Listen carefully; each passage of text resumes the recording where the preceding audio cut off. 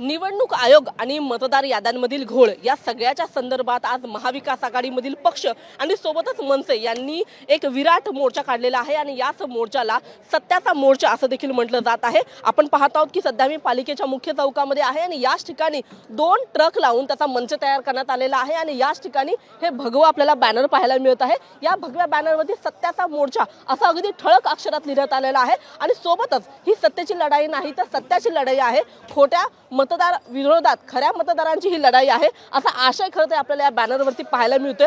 पोलिसांनी या मोर्चाला परवानगी दिलेली नव्हती आणि तरी सुद्धा या ठिकाणी मोर्चा होत आहे। आपण पाहत आहोत की या ठिकाणी ही सगळी तयारी सध्या चालू आहे, लगबग चालू आहे, कारण की 1 वाजताची मोर्चाची वेळ आहे। त्याच्यामुळे स्वतः शिवसेनेचे नेते सुधीर साळवी या ठिकाणी आहेत, अनेक पदाधिकारी या ठिकाणी आहेत। आपण बघतो की मंचावरती आसन व्यवस्था करण्यात आलेली आहे, सगळी साऊंड सिस्टीम असेल यांची सगळी या ठिकाणी आपल्याला लगबग पाहायला मिळते। या संपूर्ण परिसरामध्ये आपण पाहत आहोत की मोर्चाच्या अनुषंगाने महत्त्वाच्या सगळ्या घटक पक्षांची बॅनरबाजी या ठिकाणी होताना पाहायला मिळते। सोबतच आपण बघतो या ठिकाणी उद्धव ठाकरे आणि राज ठाकरे यांचा हा फोटो देखील आपल्याला या ठिकाणी पाहायला मिळतोय।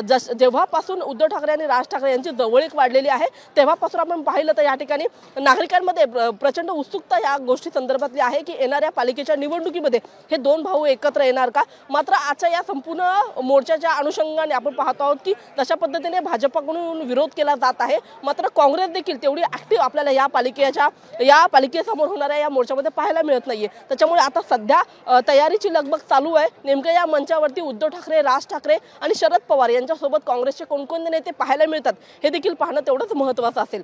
कॅमेरामॅन नितीन खरासह मी रुपाली बडवे, साम टीव्ही, मुंबई। देश विदेशातील प्रत्येक घडामोडींचे लाईव्ह अपडेट मिळवण्यासाठी आता साम टीव्हीच्या सर्व सोशल मीडिया प्लॅटफॉर्मला लाईक, फॉलो आणि सबस्क्राईब करा। तसंच सर्व नोटिफिकेशनसाठी बेल आयकॉन प्रेस करायला विसरू नका।